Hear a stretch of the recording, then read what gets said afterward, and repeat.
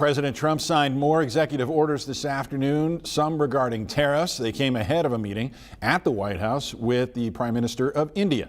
Erica Brown on Capitol Hill has the latest on that, plus fallout from the president's comment yesterday that the U.S. and Russia have agreed to start negotiating an end of the war in Ukraine. President Trump signed an executive order Thursday to determine sweeping reciprocal tariffs on U.S. trade partners. Whatever they charge us, we're charging them, so it works out very well.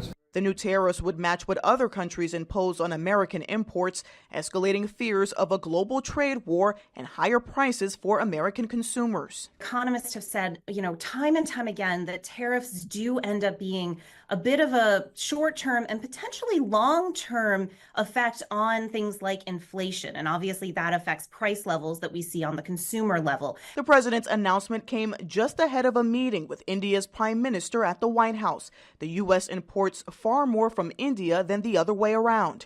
India traditionally is the highest, just about the highest tariff country. They charge more tariffs than any other country.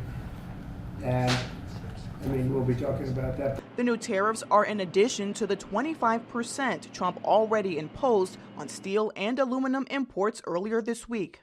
President Trump also addressed his comment Wednesday that the U.S. would lead negotiations with Russia to end their war with Ukraine, saying he trusts Russian President Vladimir Putin when it comes to ending the war. I believe that he would like to see something happen. I trust him on this subject.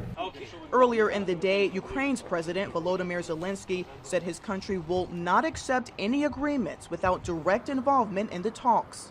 Erica Brown, CBS News, Capitol Hill.